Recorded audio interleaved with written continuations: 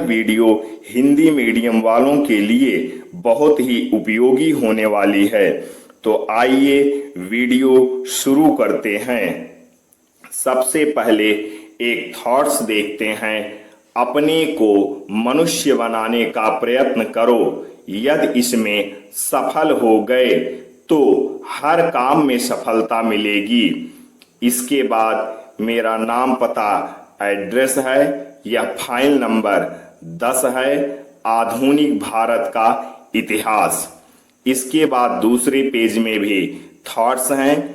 जैसा कि आप जानते ही हैं कि मेरे हर फाइल में शुरू के 4 पेज, 5 पेज, 6 पेज लगभग थॉट्स रहते हैं जो विद्यार्थियों के लिए अति महत्वपूर्ण होते हैं और इसके बाद से सिलेबस की शुरुआत होती है। तो आइए यहाँ एक थॉट्स और देखते हैं।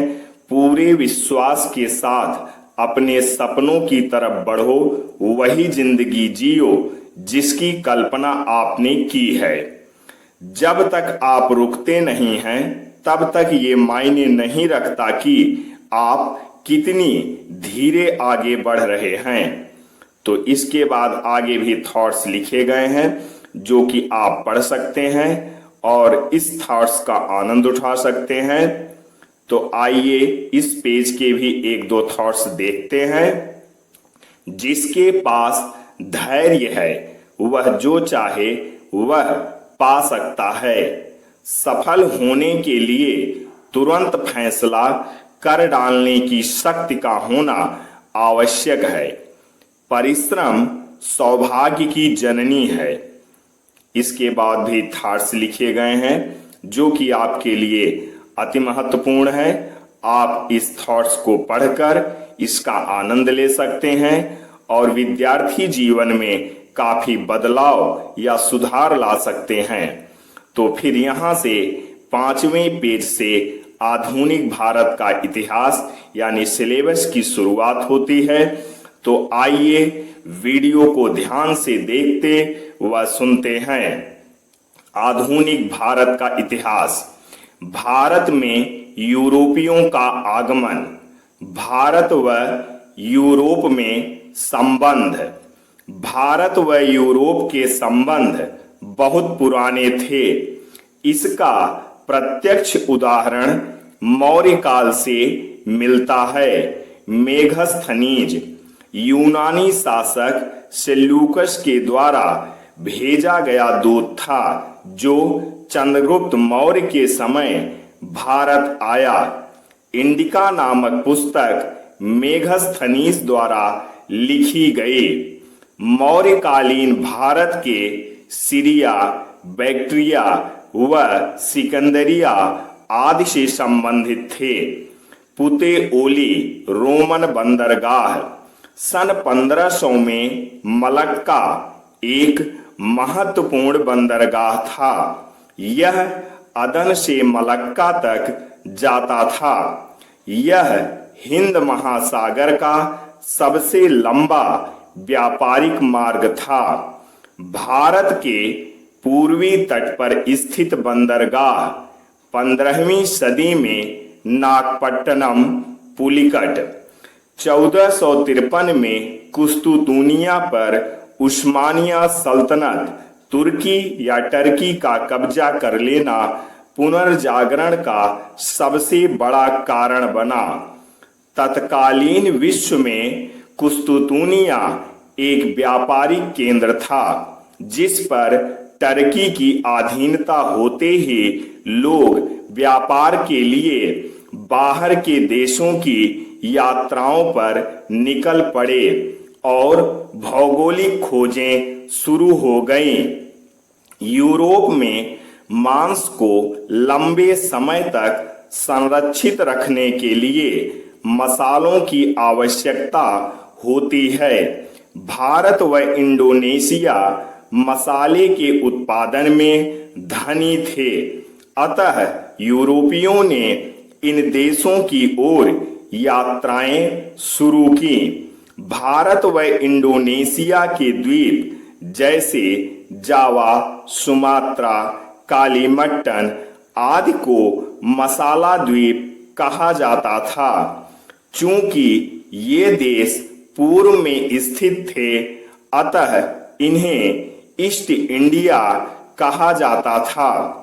डॉन हेनरिक ने सबसे पहले मसाले के व्यापार पर नियंत्रण स्थापित कर व्यापार करना शुरू किया। डॉन हेनरिक को हेनरी द नेविगेटर कहा जाता था। महत्वपूर्ण यात्राएं। 1492 में कोलंबस ने अमेरिका की खोज की, जिसे अमेरिका न कहकर नई दुनिया कहा गया। 1498 में वास्को डिगामा ने भारत की खोज की थी। 1520 में अमीरगों की यात्रा, अमेरिगों के नाम पर नई दुनिया को अमेरिका कहा गया। वार्थोल्यूमिडियाज ने उत्तमास अंतरी की खोज की। कोप ऑफ गुड होप 1487। भारत आने वाले यूरोपियों का क्रम। पुर्तगाली, डच, अंग्रेज, डेन, फ्रांसीसी। पुर्तगाली सबसे पहले भारत आए 1498 में। पुर्तगाली सबसे बाद में भारत से गए 1961 में। भारत आने वाला पहला पुर्तगाली वास्को डिगामा 1498। गुजराती पथ प्रदर्शक नाविक अब्दुल मनीक की सहायता से वास्को डिगामा भारत के कालीकट केरल पहुंचा। तत्कालीन शासक जमोरिन ने वास्को डिगामा का स्वागत किया। उद्देश्य मसाला व्यापार पर नियंत्रण करना, ईसाई धर्म का प्रचार। द्वितीय पुर्तगाली अभियान 1500 या 1502 पेड्रा अल्वारेज कैब्राल नेतृत्व प्रदान किया। भारत में पहला पुर्तगाली गवर्नर फ्रांसिस्को डी अल्मीडा 1505 में 3 वर्ष के कार्यकाल के लिए गवर्नर बनाया गया। फ्रांसिस्को डी अल्मीडा को भारत में पुर्तगाली साम्राज्य का वास्तविक संस्थापक अल्फांसो डी अल्बुकर्क। शांत जल की नीति पुर्तगालियों से संबंधित। Blue water policy. शांत जल की नीति मुख्यतः अल्मीडा से संबंधित थी, क्योंकि वह शांतिपूर्ण तरीके से व्यापार करना चाहता था। भारत में पुर्तगालियों की देन। तंबाकू का प्रचलन, प्रिंटिंग प्रेस, मुद्रण मशीन। चौल की लड़ाई 1508। 1508 में पुर्तगालियों व महमूद बेगड़ा के बीच हुई। गुजरात का शासक। परिणाम पुर्तगाली पराजित हो गए और भारत से पतन शुरू हो गया। डच। पुर्तगालियों के बाद डच दूसरे यूरोपीय थे जो भारत आए। डच हॉलैंड, नीदरलैंड के निवासी थे। डचों का भारत आगमन 1596। पहला डच गवर्नर कार्नेलियस हाउतमैन। भारत में सबसे पहले संयुक्त पूंजी कंपनी डचों ने खोली, जिसका नाम था डच ईस्ट इंडिया 1602। 65,000 गिल्डर लगाया गया था। 65 लाख गिल्डर लगाया गया था। भारत में डचों ने अपनी पहली फैक्ट्री मसूलीपट्टनम में खोली। पुलिकट में डचों ने एक किला स्थापित किया, जिसे फोर्ट गोल्ड्रिया कहा गया। भारत में डचों द्वारा चलाया गया स्वर्ण सिक्का पैगोडा कहा जाता था। भारत में डचों द्वारा स्थापित कोठियां सूरत, गुजरात, चिनसूरा, पश्चिम बंगाल, कासिम बाजार, पश्चिम बंगाल, पटना, बिहार। डचों ने चिनसूरा को लूटपाट का अड्डा बनाया था। नील, सोरा, सूती वस्त्र डचों द्वारा भारत से निर्यात की जाने वाली वस्तुएं थी।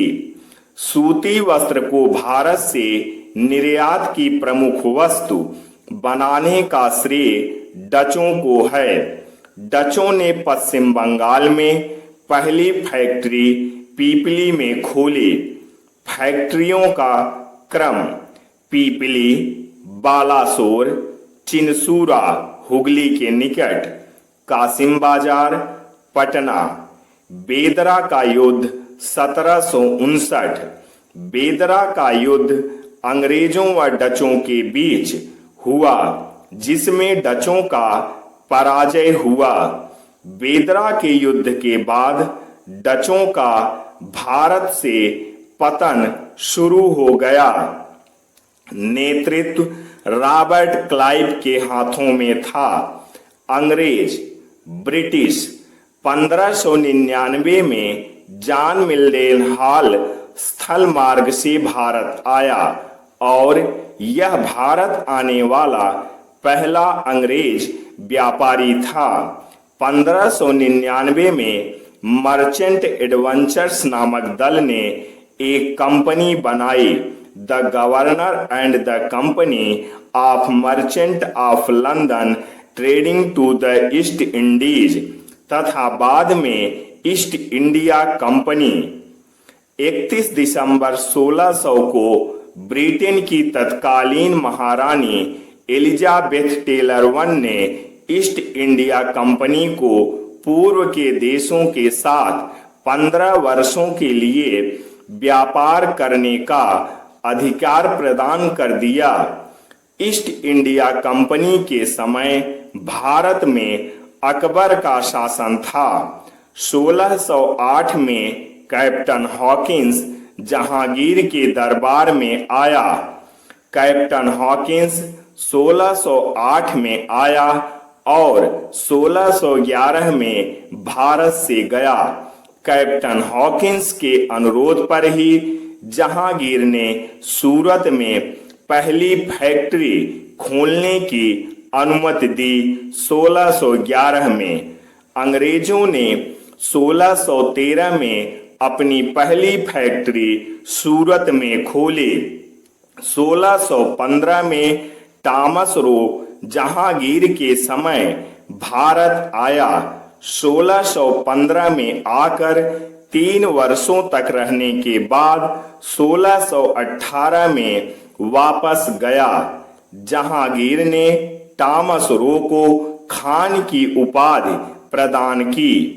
जहांगीर के समय भारत आने वाले यात्री captain Hawkins, sir Thomas Roe, William Fitch. William Fitch ने ही अनारकली की दंत कथा का जिक्र किया है। अच्छी किस्म की नील का प्रमुख उत्पादन केंद्र बयाना। उत्तर भारत या भारत में अंग्रेजों की पहली फैक्ट्री सूरत में। दक्षिण भारत में अंग्रेजों की पहली फैक्ट्री मसूलीपट्टनम। 1632 में बीजापुर गोलकुंडा के सुल्तान से अंग्रेजों के लिए एक स्वर्णिम फरमान जारी किया गया, जिसमें 3000 पैगोड़ा वार्षिक कर के बदले अंग्रेजों को बीजापुर में व्यापार करने का अधिकार मिल गया। अंग्रेजों ने मद्रास में पहला किला स्थापित किया, जिसे फोर्ट सेंट जॉर्ज कहा गया। फ्रांसिस डे ने चंदनगर के राजा दरमेला वेंकटेप्पा से मद्रास को पट्टे पर प्राप्त किया था। 1661 में पुर्तगालियों ने अपनी राजकुमारी कैथरीन ऑफ बोगांजा का विवाह चार्ल्स द्वितीय के साथ कर बम्बई को दहेज में दिया। अंग्रेजों को बम्बई पुर्तगालियों से प्राप्त हुई या मिली थी। 1668 में चार्ल्स दिती ने बंबई को 10 पाउंड के बदले ईस्ट इंडिया कंपनी को पट्टे पर दे दिया।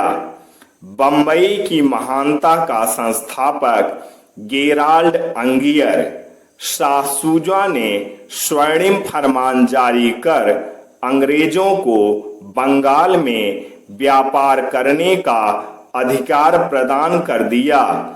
3000 वार्षिक कर के बदले अंग्रेजों ने बंगाल में अपनी पहली फैक्ट्री हुगली में खोली। फैक्ट्री का क्रम बंगाल में हुगली, कासिम बाजार, पटना। शाइस्ता खां ने स्वर्णिम फरमान जारी कर अंग्रेजों से अतिरिक्त कर न लेने की घोषणा कर दी। जाप चारनाक ने सूतानाती, गोविंदपुर व कलकत्ता को मिलाकर आधुनिक कलकत्ता शहर की नींव रखी। कलकत्ता शहर का संस्थापक जाप चारनाक। बंगाल में पहला अंग्रेज गवर्नर विलियम हेजेज गवर्नर। 1773 का रेगुलेटिंग एक्ट गवर्नर की जगह गवर्नर जनरल कहा जाने लगा। Warren Hastings 1772। 3 presidency Bengal, Madras, Mumbai. 1833 के चार्टर के द्वारा बंगाल का गवर्नर जनरल भारत का गवर्नर जनरल। भारत का पहला governor general lord William Bentinck. 1858 government of India act. Bharat का गवर्नर जनरल वायसराय। अंतिम गवर्नर जनरल लॉर्ड कैनिंग व भारत का पहला वायसराय। डेन डेन डेनमार्क से भारत आए। डेनिश ईस्ट इंडिया कंपनी की स्थापना 1661। भारत में डेनों ने अपनी पहली फैक्ट्री ट्रांकेबार, तमिलनाडु में खोली 1670 में। 1676 में बंगाल में डेनों ने अपनी दूसरी फैक्ट्री खोली श्रीरामपुर या श्रीरामपुर। फ्रांसीसी द फ्रेंच। फ्रांस के सम्राट लुई 14वें के प्रयासों से एशिया माइनर के रास्ते फ्रांसीसी भारत आए। कोलबर्ट के द्वारा भारत में फ्रांसीसी फैक्ट्री खोली गई। फ्रांसीसीकारों ने भारत में पहली फ्रांसीसी फैक्ट्री सूरत में खोली 1668 में। फ्रांसीसियों की दूसरी फैक्ट्री मसूलीपट्टनम में 1669 में खोली गई थी तथा मरकारों ने गोलकुंडा के नवाब से अनुमति लेकर खोली थी। फ्रैंक मार्टिन ने वलिगोंडपुरम के नवाब शेर खां लोदी से पुडचेरी गांव प्राप्त कर लिया। यही बाद में पांडिचेरी कहा गया। 1673 शाइस्ता खां ने फ्रांसीसियों को बंगाल में व्यापार करने की अनुमति प्रदान कर दी। 1674 में फ्रांसीसियों ने बंगाल में अपनी पहली फैक्ट्री चंद्रनगर में खोली। बंगाल में यूरोपियों की पहली फैक्ट्री। अंग्रेज हुगली, डच चिनसूरा, पुर्तगाली पीपली, फ्रांसीसी चंद्रनगर। डचों ने पांडिचेरी पर कब्जा कर उसे अपनी कोठी बना ली। 1693 पांडिचेरी पर शासन करने वाली शक्तियां डच फ्रांसीसी। रिजविक की संधि 1697 डचों व फ्रांसीसियों के बीच। रिजविक की संधि के बाद पांडिचेरी वापस फ्रांसीसियों को मिल गया। 1731 में चंदनगर की कोठी के प्रमुख के रूप में डुप्ले की नियुक्ति हुई। डुप्ले ही वह पहला शासक था जिसने भारतीय राजाओं के झगड़े में भाग लेना शुरू किया। डुप्ले ने यूरोपीय सेना को भारतीय व्यय पर रखवाने का कार्य शुरू किया। अंग्रेज फ्रांसीसी युद्ध, कर्नाटक का प्रथम युद्ध, सेंट टोमे युद्ध 1746 से 1748 तक, यह भारत में अंग्रेज व फ्रांसीसियों के मध्य लड़ा गया पहला युद्ध था। परिणाम फ्रांसीसी पराजित हुए। कारण अंग्रेज गवर्नर बार्नेट के द्वारा फ्रांसीसी जहाजों पर कब्जा करना तत्कालीन कारण बन गया। कर्नाटक का द्वितीय युद्ध 1749 से 1754, हैदराबाद व कर्नाटक की राजगद्दी को लेकर युद्ध हुआ। उस समय कर्नाटक का नवाब अनवरुद्दीन था। उसका भाई चंदा साहब उसका प्रतिद्वंदी था। चंदा साहब ने मुजफ्फर जंग के साथ मिलकर डुप्ले से सहायता मांगी। तीनों के बीच एक समझौता हुआ। चंदा साहब, मुजफ्फर जंग व डुप्ले के मध्य अनवरुद्दीन के खिलाफ एक मोर्चा तैयार किया गया। अंबर का युद्ध 3 अगस्त 1749, मुजफ्फर जंग, चंदा साहब व डुप्ले बनाम अनवरुद्दीन। परिणाम अनवरुद्दीन को मार डाला गया और चंदा साहब को कर्नाटक का नवाब बना दिया गया। डुप्ले को पांडिचेरी सहित 80 गांव उपहार में मिले। कर्नाटक का तीसरा युद्ध 1758 से 1763, एडमिरल वाटसन व रॉबर्ट क्लाइव द्वारा चंद्रनगर फ्रांसीसी कोठी पर कब्जा कर लेना प्रमुख कारण था। वांडीवास का युद्ध 1760, अंग्रेज व फ्रांसीसी। अंग्रेजों का सेनापति सर आयर कूट था। फ्रांसीसियों का सेनापति काउंट दलाली था। परिणाम फ्रांसीसियों की पराजय। युद्ध का सही क्रम। बक्सर का युद्ध 22 अक्टूबर 1764, प्लासी का युद्ध 23 जून 1757, अंबर का युद्ध 3 अगस्त 1749, वांडीवास का युद्ध 1760। East India company. औरंगजेब की मृत्यु के बाद 3 स्वतंत्र राज्य का उदय हुआ। पहला, बंगाल। मुर्शिद कुली ने बंगाल में एक स्वतंत्र राज्य की स्थापना की। दूसरा, हैदराबाद। चिनकिलिच खां ने निजामुल मुल्क के नाम से हैदराबाद में एक स्वतंत्र राज्य की स्थापना की। तीसरा, अवध। सआदत खां ने अवध में एक स्वतंत्र राज्य की नींव डाली। मुर्शिद कुली खां बंगाल का नायब निजाम व उड़ीसा का सूबेदार था। 1732 में बंगाल के नवाब सुजाउद्दीन ने अली वर्दी खां को बिहार का सूबेदार नियुक्त कर दिया। अली वर्दी खां ने यूरोपियों को मधुमक्खी की उपमा दी। यदि उन्हें न छेड़ा जाए तो शहद देगी, यदि छेड़ा गया तो काट काट कर मार डालेगी। अली वर्दी खां की मृत्यु के बाद उसकी छोटी पुत्री का पुत्र सिराजुद्दौला बंगाल का नवाब बना। ब्लैक होल की घटना 21 जून 1756। ब्लैक होल की घटना से नवाब सिराजुद्दौला संबंधित हैं। सिराजुद्दौला ने एक तंग कोठरी में 146 अंग्रेजों को रात भर बंद रखा।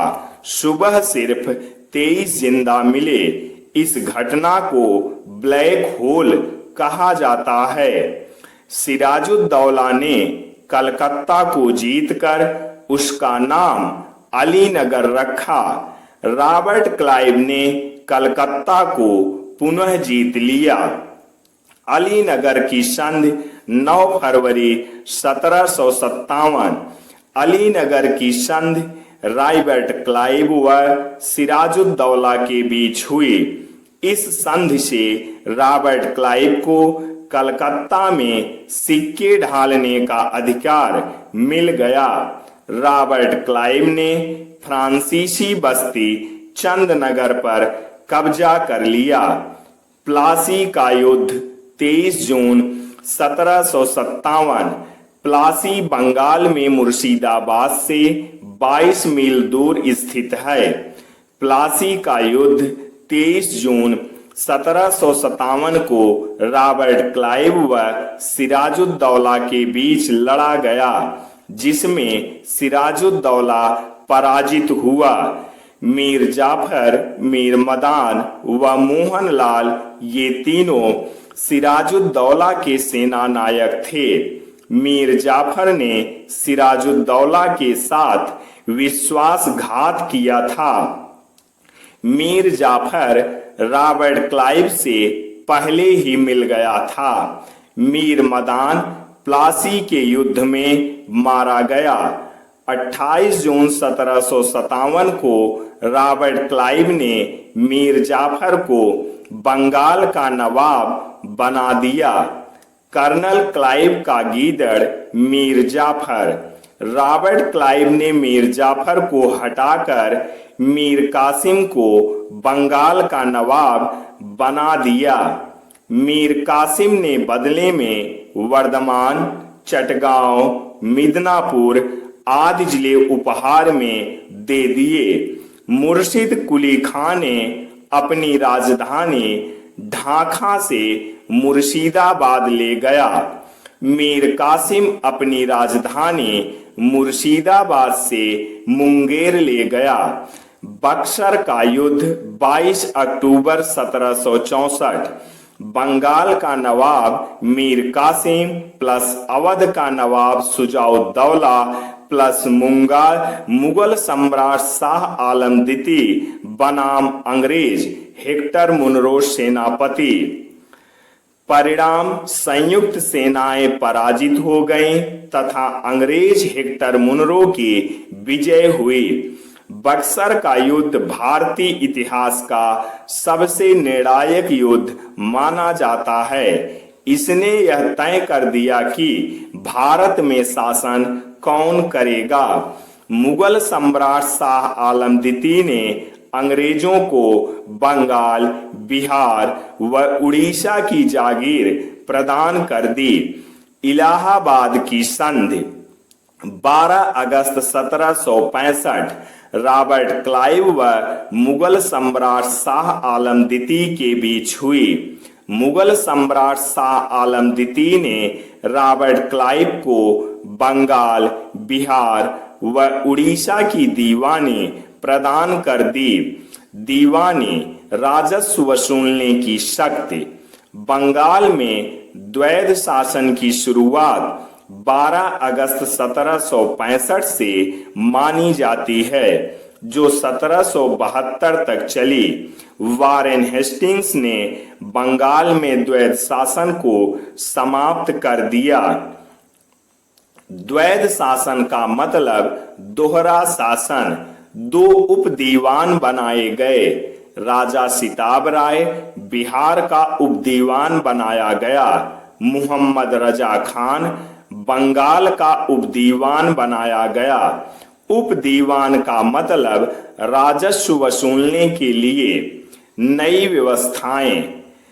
स्थायी बंदोबस्त 1793, रैयतवाड़ी व्यवस्था 1792, महालवाड़ी व्यवस्था 1820। स्थायी बंदोबस्त 1793। लॉर्ड कॉर्नवालिस ने स्थायी बंदोबस्त 1793 में शुरू किया। स्थायी बंदोबस्त को विशवेदारी, जमींदारी व मालगुजारी व्यवस्था कहा गया। स्थायी बंदोबस्त सबसे पहले बंगाल, बिहार, उड़ीसा, उत्तर प्रदेश के वाराणसी व कर्नाटक में लागू किया गया। यह व्यवस्था संपूर्ण ब्रिटिश भारत के 19% भूभाग पर लागू थी। इसमें 10/11 यानी 8/9 भाग सरकार को देना होता था, जबकि 1/11 यानी 1/9 अपने पास रखने होता था। इस व्यवस्था से जमींदार अत्यधिक शक्तिशाली हो गए। रैयत व्यवस्था 1792 टॉमस मुर्नो व कर्नल नीड या रीड के द्वारा मद्रास के 12 महल से सबसे पहले रैयतवाड़ी व्यवस्था शुरू की गई। बाद में यह महाराष्ट्र, पूर्वी बंगाल, असम व कुर्ग यानी कर्नाटक में भी लागू की गई। यह संपूर्ण ब्रिटिश भारत के 51% भूभाग पर फैली थी। इसमें पंजीकृत जमींदार को ही भूमिदार माना गया। भू राजस्व 55% निर्धारित कर दिया गया। यह व्यवस्था 30 वर्षों तक चली। महालवाड़ी व्यवस्था। महाल का मतलब ग्राम यानी गांव होता है। भू राजस्व का निर्धारण संपूर्ण ग्राम यानी महाल के आधार पर किया जाने लगा। महालवाड़ी व्यवस्था 1820 में होल्ट मैकेंजी के द्वारा शुरू की गई। रैयतवाड़ी व्यवस्था 1792 टॉमस मुनरो व कर्नल नीड के द्वारा। स्थायी बंदोबस्त 1793 लॉर्ड कॉर्नवालिस के द्वारा। महालवाड़ी व्यवस्था 1820 होल्ट मैकेंजी के द्वारा। स्थायी बंदोबस्त 19% भूभाग पर। रैयतवाड़ी व्यवस्था 51% भूभाग पर। महालवाड़ी व्यवस्था 30% भूभाग पर। महालवाड़ी व्यवस्था को सबसे पहले अवध व आगरा में लागू किया गया। भू राजस्व का निर्धारण संपूर्ण गांव के उत्पादन का अनुमान लगाकर किया जाता था। महालवाड़ी व्यवस्था में भारत में पहली बार भू मानचित्र तैयार किए गए और खसरा खितौनी का चलन शुरू कर दिया गया। भारत में अंग्रेजों की व्यय की सबसे बड़ी मद रेलवे थी, यानी अंग्रेजों ने भारत में सबसे अधिक पैसा रेलवे में लगाया था। रेलवे भारत में पूंजी निवेश की सबसे बड़ी मद थी। भारत में रेलवे का विकास लॉर्ड डलहौजी 1848 से 1856 के समय शुरू हुआ। भारत में पहली रेलवे 16 अप्रैल 1853 में लॉर्ड डलहौजी के समय मुंबई से ठाणे के बीच चलाई गई। भारत में रेलवे का सर्वाधिक विकास लॉर्ड कर्जन 1899 से 1905 के समय हुआ।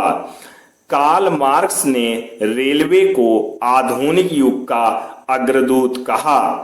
तो विद्यार्थियों, ये था आधुनिक इतिहास मॉडर्न इंडियन हिस्ट्री का पहला पार्ट। अब हम इसके बाद दूसरे पार्ट में 1857 की क्रांति यानी 1857 के गदर के बारे में पढ़ेंगे।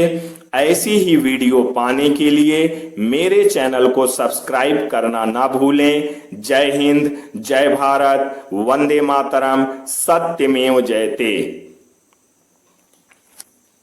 सभी छात्र छात्राओं को वेद तिवारी का नमस्कार। विद्यार्थियों, हम लोग इस समय आधुनिक इतिहास मॉडर्न हिस्ट्री का अध्ययन कर रहे हैं। हम लोग पहले पार्ट में यूरोपियों का अध्ययन और कई महत्वपूर्ण टॉपिक पढ़ चुके हैं। आज दूसरे पार्ट में 1857 का गदर यानी 1857 की क्रांति के बारे में महत्वपूर्ण तथ्य का अध्ययन करेंगे। तो आइए वीडियो शुरू करते हैं। 1857 का गदर। 1857 की क्रांति का शुभारंभ मंगल पांडे द्वारा 29 मार्च 1857 को बंगाल में स्थित बैरकपुर छावनी से किया गया। मंगल पांडे 34वीं NI रेजिमेंट का सैनिक था। मंगल पांडे का जन्म उत्तर प्रदेश के बलिया से माना जाता है। मंगल पांडे ने सार्जेंट ह्यूरसन व कैप्टन बाग को गोली मारकर विद्रोह शुरू किया। मंगल पांडे को 8 अप्रैल 1857 में फांसी दे दी गई तथा 34वीं नेटिव को भंग कर दिया गया।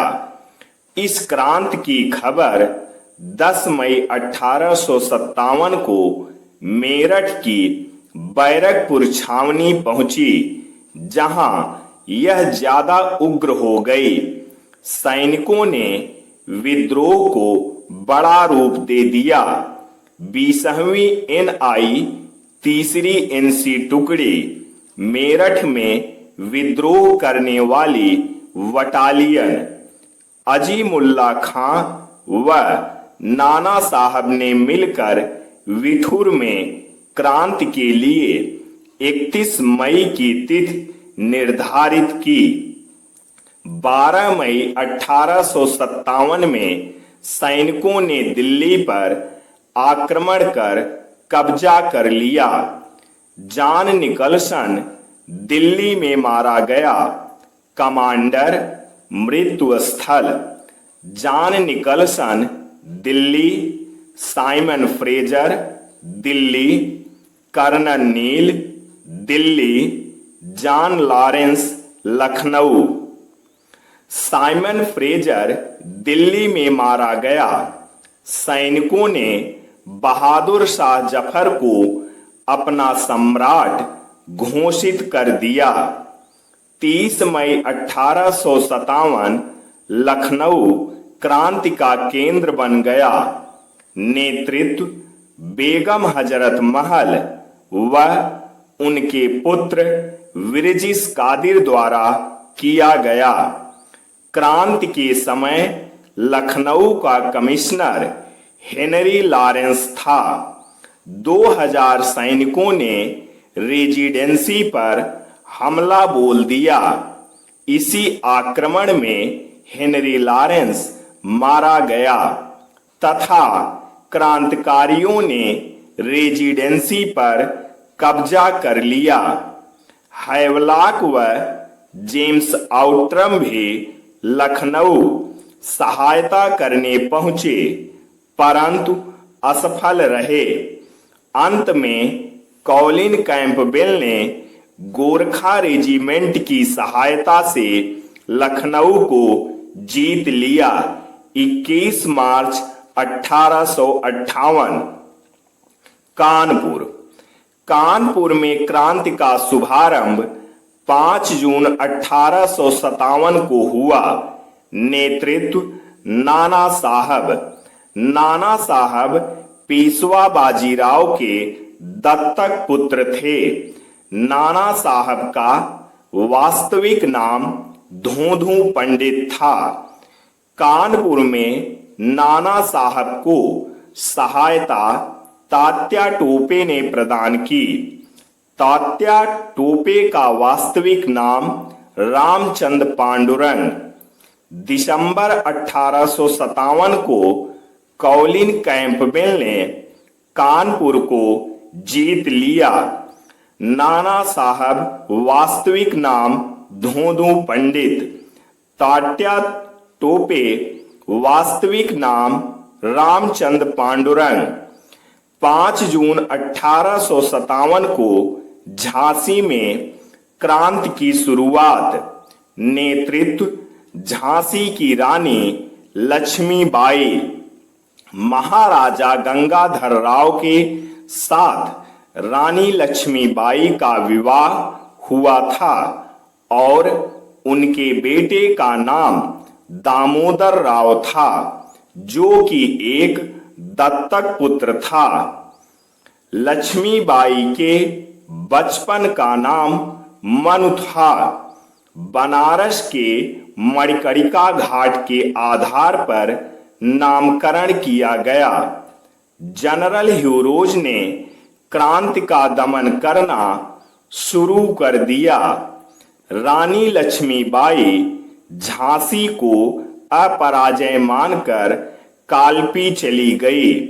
ग्वालियर के दुर्ग की रक्षा करते हुए 17 जून 1858 को रानी लक्ष्मीबाई शहीद हो गई। जनरल ह्यूरोज ने झांसी की रानी लक्ष्मीबाई के मृत्यु पर कहा था, यहाँ सोए हुए समस्त क्रांतिकारियों में एकमात्र औरत मर्द थी।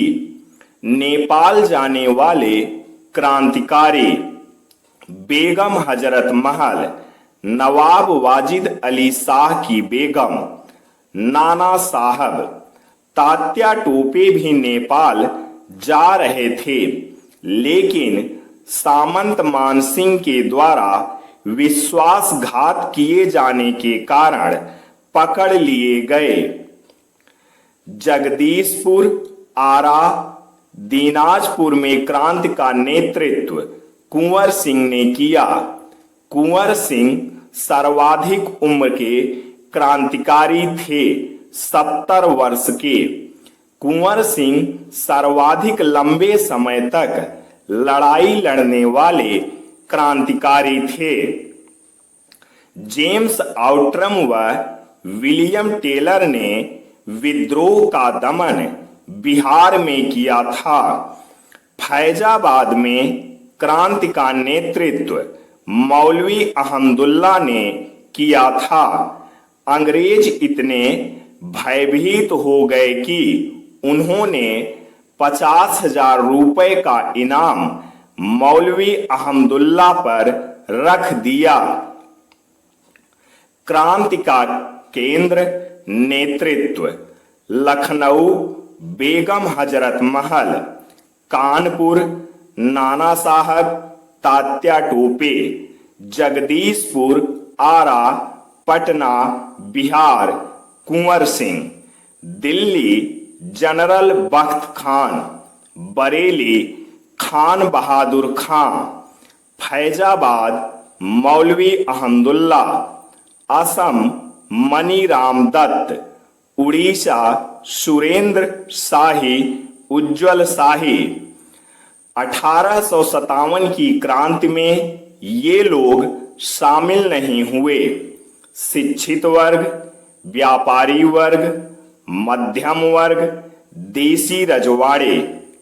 1857 की क्रांति के कारण तत्कालीन कारण चर्बी लगे कारतूस।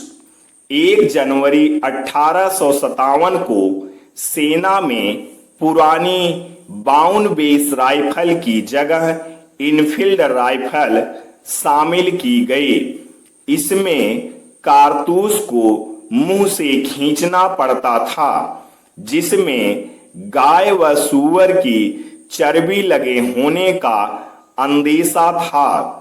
चर्बी लगे कारतूस व ब्रिटिश साम्राज्य की नीतियां 1857 की क्रांति का एक बड़ा कारण था। इनफील्ड राइफल का प्रशिक्षण सियालकोट, इनफील्ड, अंबाला व दमन में होता था। राजनीतिक कारण लॉर्ड डलहौजी की नीतियां, लॉर्ड डलहौजी की राज्य हड़पने की नीति, पंजाब, पीगू, सिक्किम, इन्हें विलय के आधार पर मिलाया गया। संतारा, जैतपुर, संभलपुर, बघात, उदयपुर, झांसी, नागपुर, इन्हें व्यक्तिगत सिद्धांत के आधार पर मिलाया गया। सबसे अंतिम विलय अवध, सहायक संधि बेलजली की नीति का। सहायक संधि को स्वीकार करने वाला पहला शासक निजाम हैदराबाद। सहायक संध स्वीकार करने वाला राज्य हैदराबाद, मैसूर, तंजौर, अवध। डलहौजी ने बहादुर शाह जफर की सालाना पेंशन बंद कर दी तथा लाल किला छोड़कर कुतुब मीनार में रहने का आदेश जारी किया। 1857 की क्रांति के समय भारत का गवर्नर जनरल लॉर्ड कैनिंग। 1857 की क्रांति को सिपाही विद्रोह भी कहा जाता है। उर्दू की एकमात्र शायर मिर्जा गालिब थे जिन्होंने स्वयं 1857 की क्रांति देखी थी। 1857 की क्रांति के असफलता के कारण अंग्रेजों की कुशल सैन्य नीतियां, कॉलिन कैंपबेल तथा कर्नल नील महान सेनापति थे। राष्ट्रीय भावना का अभाव। लॉर्ड कैनिंग ने कहा, यदि सिंधिया भी युद्ध में शामिल हो जाते तो हमें कल को ही बिस्तरा गोल करना पड़ता। सिंधिया ग्वालियर के, होलकर इंदौर के, निजाम हैदराबाद के। 1857 की क्रांति के बारे में किसने क्या कहा? John Lawrence सीले। 1857 की क्रांति महज एक सैनिक क्रांति थी। L.E.R. रिज। 1857 की क्रांति धर्मांधों का ईसाइयों के विरुद्ध युद्ध था। यहाँ पर धर्मांध का मतलब भारतीय और ईसाई का मतलब अंग्रेज। T.R. होम्स। यह बर्बरता का सभ्यता के विरुद्ध युद्ध था। Benjamin Disraeli. यह एक राष्ट्रीय विद्रोह था। R.C. मजूमदार। यह विद्रोह न तो राष्ट्रीय, न ही पहला और न ही स्वतंत्रता संग्राम था। वी.डी. सावरकर। 1857 का विद्रोह भारत की स्वतंत्रता का पहला विद्रोह था। 1857 के इतिहास का सरकारी इतिहासकार doctor Surendranath Sen, doctor S.N. Sen, इनकी किताब 1857 है। Book writer the first war of independence V D. Savarkar. The great rebellion Ashok Mehta. The sipahi mutiny and the war of 1857 R.C. Majumdar. 1857 की क्रांति के परिणाम। 1 नवंबर 1858 को इलाहाबाद में लॉर्ड कैनिंग ने घोषणा पत्र जारी कर महारानी विक्टोरिया को भारत की सामग्री घोषित कर दिया। Empire of India. इलाहाबाद अंग्रेजों की तत्कालीन आपातकालीन राजधानी। 1 नवंबर 1858 के बाद गवर्नमेंट ऑफ इंडिया एक्ट जारी कर कंपनी के शासन को हमेशा के लिए समाप्त कर दिया गया। गवर्नर जनरल के पद का नाम बदलकर वायसराय कर दिया गया। लॉर्ड कैनिंग अंतिम गवर्नर जनरल व पहला वायसराय बना। महारानी विक्टोरिया का कार्यभार देखने के लिए भारत राज्य सचिव का नया पद सृजित कर दिया गया। सैनिक पुनर्गठन के लिए पील कमीशन बनाया गया।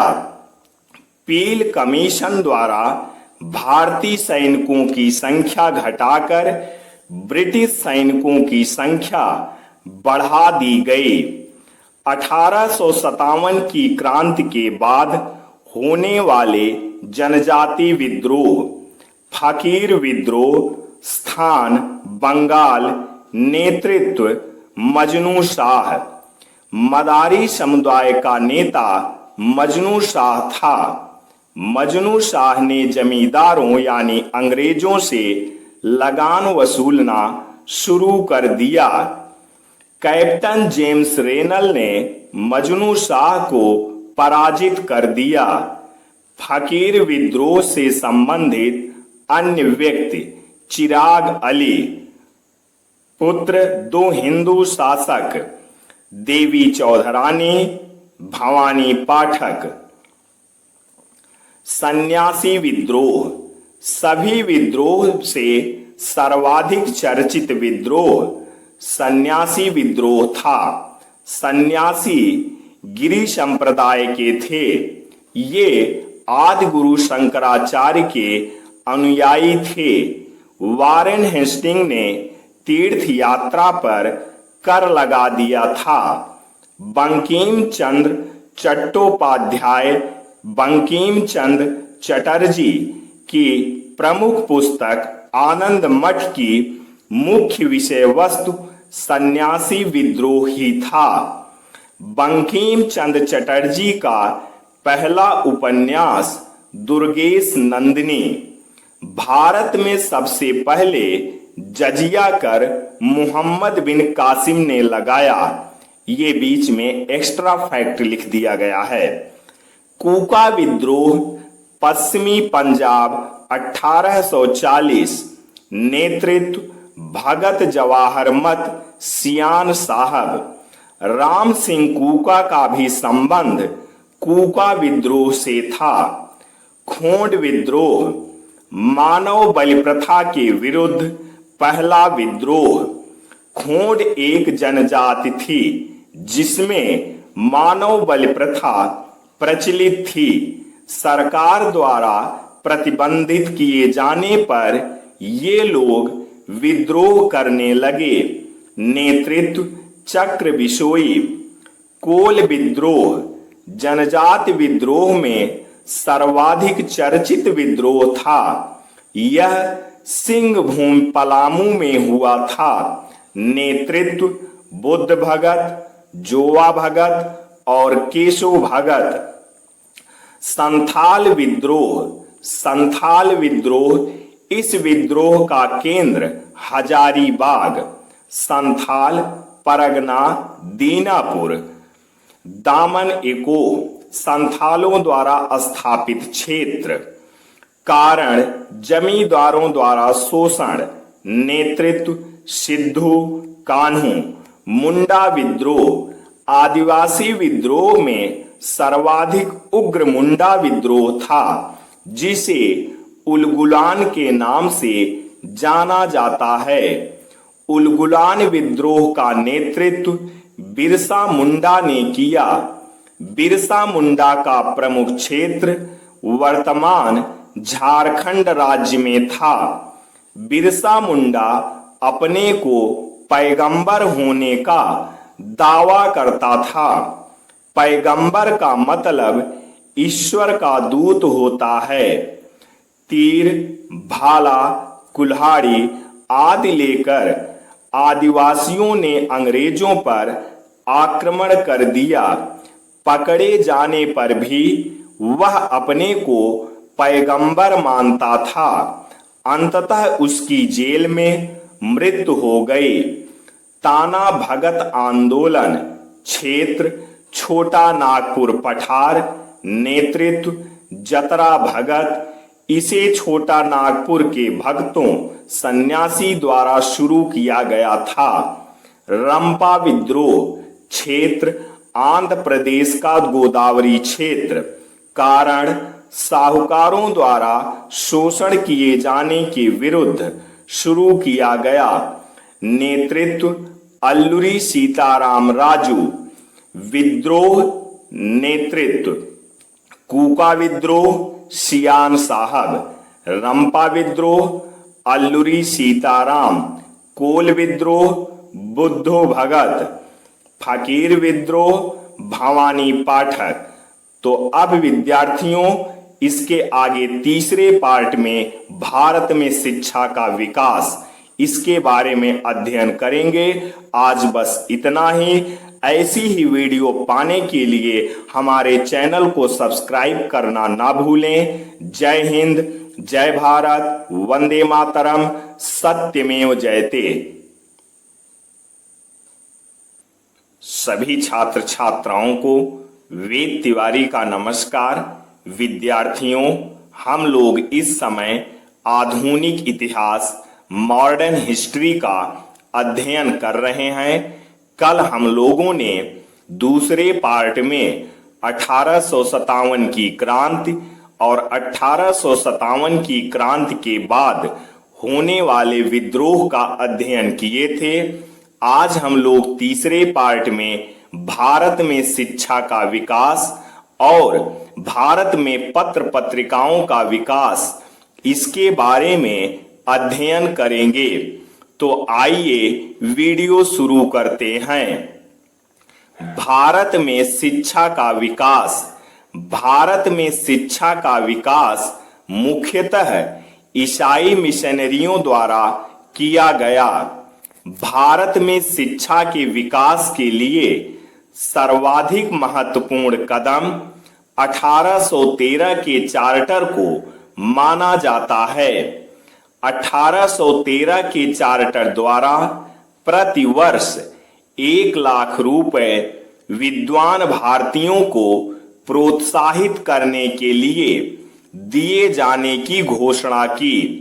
1830 में अलेक्जेंडर डफ ने कलकत्ता में एक विद्यालय की स्थापना की। इस विद्यालय को अंग्रेजी विद्यालय कहा जाता है। भारत में शिक्षा के विकास में राजा राममोहन राय का भी महत्वपूर्ण योगदान है। कलकत्ता में अलेक्जेंडर डफ व डेविड हेयर की सहायता से राजा राममोहन राय ने हिंदू कॉलेज की स्थापना की थी। इसे भारत में बनने वाला पहला हिंदू कॉलेज माना जाता है।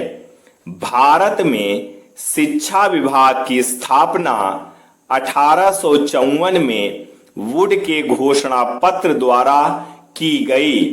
बाद में चार्ल्स वुड डिस्पैच के द्वारा शिक्षा विभाग बना। एशियाटिक सोसाइटी ऑफ बंगाल की स्थापना 1784 में विलियम जोन्स द्वारा की गई। उद्देश्य साहित्य, कला, विज्ञान आदि को प्रोत्साहित करना। 1791 में जोनाथन डंकन ने वाराणसी में संस्कृत कॉलेज की स्थापना की। श्रीमद् भगवत गीता का आंग्ल भाषा में अनुवाद चार्ल्स विल्किंस। प्रस्तावना वारेन हेस्टिंग्स द्वारा लिखी गई। 1898 में एनी बेसेंट ने सेंट्रल हिंदू कॉलेज की स्थापना बनारस में की।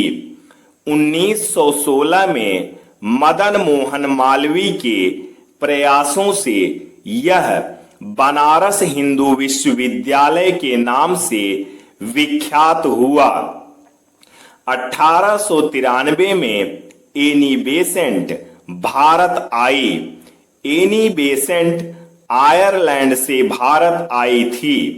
लॉर्ड वेल्लेस्ली ने फोर्ट विलियम कॉलेज की स्थापना की। हिंदी की पुस्तकें फोर्ट विलियम कॉलेज में ही छपती थी।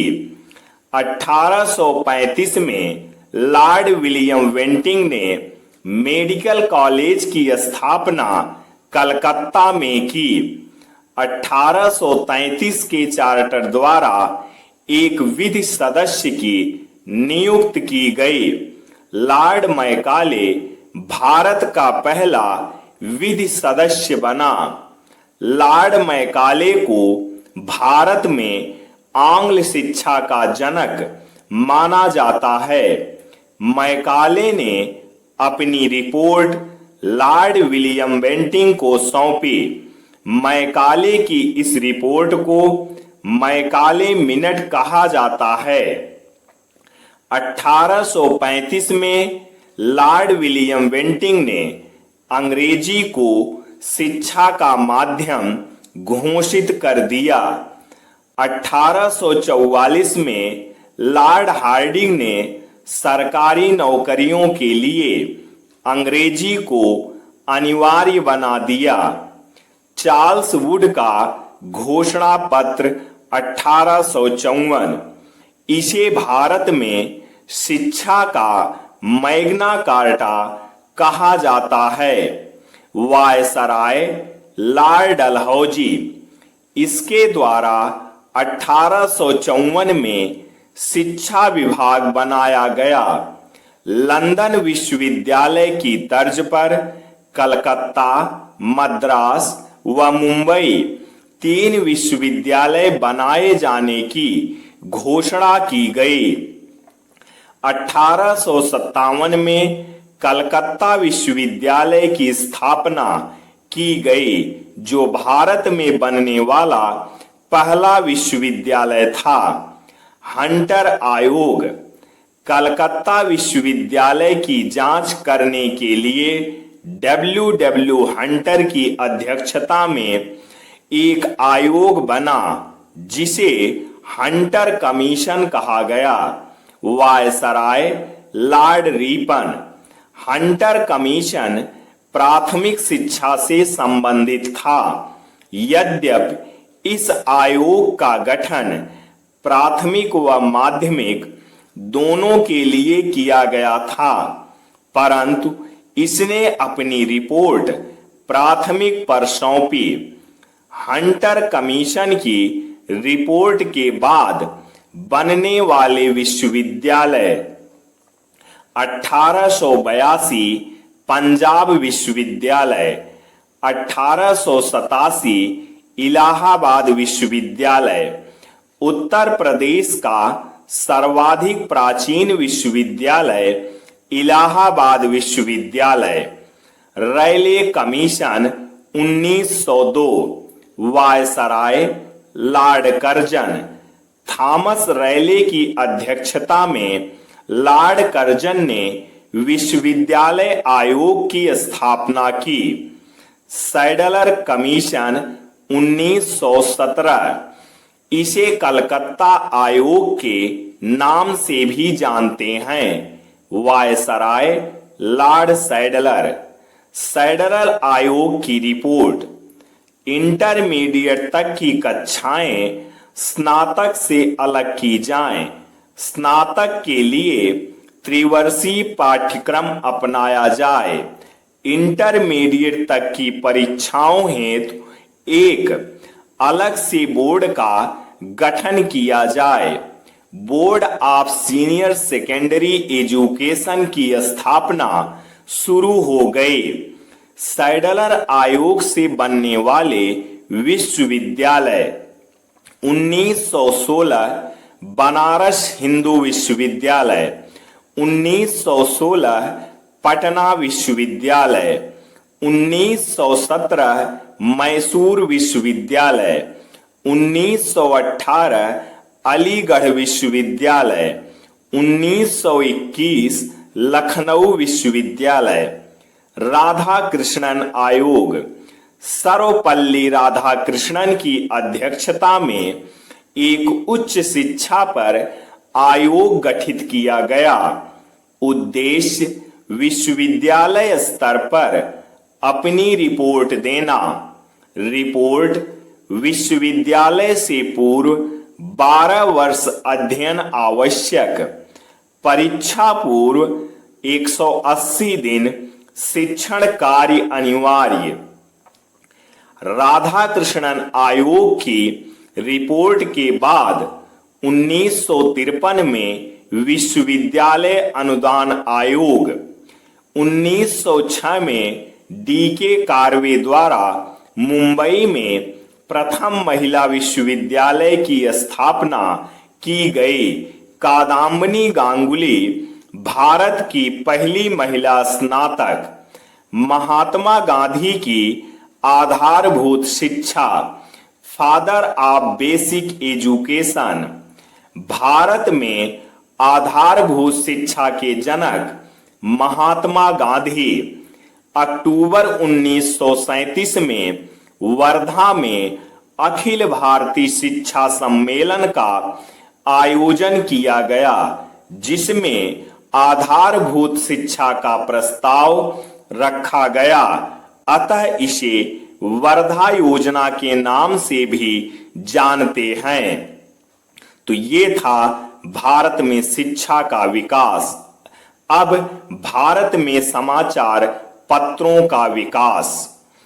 राजा राममोहन राय, समाचार चंद्रिका, प्रज्ञा का चांद, संवाद कौमुदी, मिरातुल अखबार फारसी भाषा, ब्रह्मनिकल मैगनीज इंग्लिश, तुहफात उल मुगउद्दीन एकेश्वरवादियों के लिए उपहार, पुस्तकें, वेद भाष्य, केन उपनिषद का आंग्ल भाषा में अनुवाद। भारत का पहला समाचार पत्र जेम्स ऑगस्टस हिक्की द्वारा द बंगाल गजट 1780 में निकाला गया अंग्रेजी पेपर।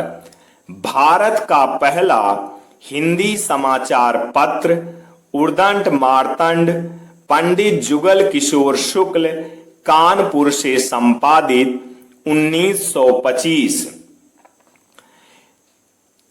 किसी भी भारतीय द्वारा अंग्रेजी में निकाला गया पहला समाचार पत्र गंगाधर भट्टाचार्य द्वारा बंगाल गजट 1816 से। भारत में राष्ट्रीय प्रेस लगाने का श्रेय राजा राममोहन राय को जाता है। भारत में राष्ट्रीय प्रेस लगाने का श्रेय राजा राममोहन राय को जाता है। प्रेस को आधुनिक स्वरूप देने का श्रेय जेम्स सिल्क वर्किंघम को है। दादा भाई नौरोजी के समाचार पत्र। दादा भाई को एक नाम दिया गया, grand old man of India. Rast Goftar, Jame Saudagar, advocate of India, Hindustan. इन्हें इंडियन ग्लैस्टन, भारत का ग्लैस्टन कहा जाता था। ईश्वर चंद विद्यासागर, सोम प्रकाश, बंगाली साप्ताहिक पत्रिका, Amrit Bazar, Anand Bose, vernacular press act 1878 lord Lytton ने पारित। भारतीय समाचार पत्रों को, विशेषकर हिंदी पत्रों को प्रतिबंधित करने के लिए लॉर्ड रीटन ने वर्नाक्यूलर प्रेस एक्ट पारित कर दिया। सोम प्रकाश ही पहला समाचार पत्र था जिसके विरुद्ध लॉर्ड रीटन ने वर्नाक्यूलर प्रेस एक्ट पारित किया था। वर्नाक्यूलर प्रेस एक्ट को 1881 में लॉर्ड रीपन ने समाप्त कर दिया। भारत में स्थानीय प्रशासन का जनक लॉर्ड रीपन को माना जाता है। हिंदू पैट्रियाट जनक गिरीश चंद्र घोष, हरीश चंद्र मुखर्जी, किष्टोदास पाल। भारतीय पत्रकारिता का राजकुमार। Indian mirror 1861। देवेंद्र नाथ टैगोर और मनमोहन घोष ने इंडियन मिरर को शुरू किया तथा बाद में केशव चंद्र सेन का नाम भी आया। यह पुस्तक भारत में प्रकाशित होने वाला एकमात्र दैनिक समाचार पत्र था। Annie Besant, Commonwealth, new India. Madras standard को खरीदकर उसका नया नाम न्यू इंडिया रखा। हाउ इंडिया फाट फॉर फ्रीडम, आत्मकथा, इंडिया ए नेशन, बाल गंगाधर तिलक, पत्रकारिता के लिए जेल जाने वाले पहले भारतीय बाल गंगाधर तिलक थे। मराठा अंग्रेजी में, केसरी मराठी में। बुक्स, गीता रहस्य, the Arctic home of the Vedas. ये दोनों किताब मांडले जेल में कारावास के दौरान लिखी। भारत मित्र हिंदी समाचार पत्र, संपादक 1878 में छोटू लाल मिश्र और बाद में बाल मुकुंद गुप्त का भी नाम जुड़ा। भारतेंदु हरिश्चंद्र, कवि वचन सुधा, हरिश्चंद्र पत्रिका, बाल बोधनी। इन्हें आधुनिक हिंदी भाषा का पिता कहा जाता है। हिंदी प्रदीप, हिंदी समाचार पत्र, संपादक बालकृष्ण भट्ट, इलाहाबाद से प्रकाशन। हिंदुस्तान रिव्यू, संपादक सच्चिदानंद सिंह। इंदु प्रकाश, एमजी रनाडे, महादेव गोविंद रनाडे। अरविंद घोष, आश्रम अरोविलो, पांडिचेरी। पत्र पत्रिकाएं, युगांतर, वंदे मातरम, कर्मयोगिनी, न्यू लैम्प फॉर ओल्ड। ये क्रांतिकारी पत्र पत्रिकाएं मानी जाती हैं। बंगाली समाचार पत्र, अंग्रेजी में। संपादक सुरेंद्र नाथ बनर्जी। पत्रकारिता के लिए जेल जाने वाले दूसरे भारतीय। बॉम्बे क्रॉनिकल, संपादक फिरोज शाह मेहता। इन्हें एक उपाधि मिली, बंबई का बेताज बादशाह।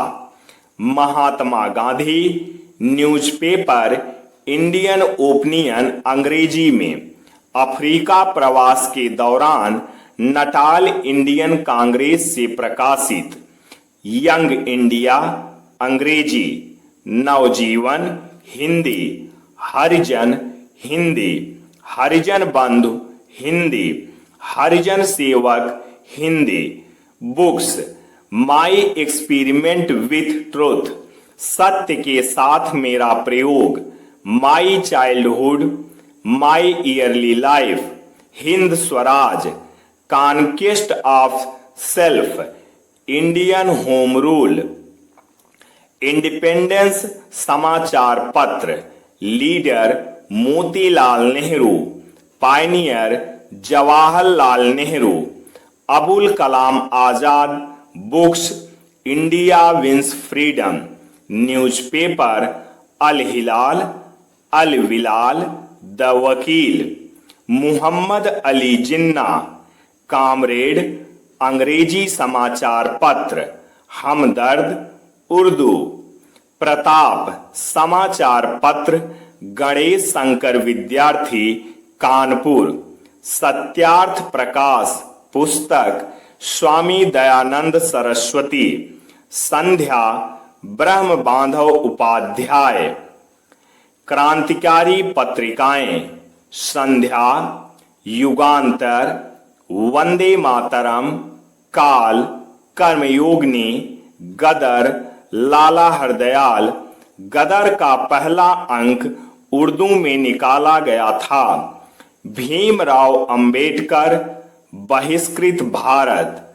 The Hindu, G Subramania Iyer. Press पर सेंसरशिप लॉर्ड वेलेस्ली द्वारा लागू की गई। भारतीय समाचार पत्रों का मुक्तिदाता चार्ल्स मेटकाफ। तो विद्यार्थियों, ये था आज का तीसरा पार्ट।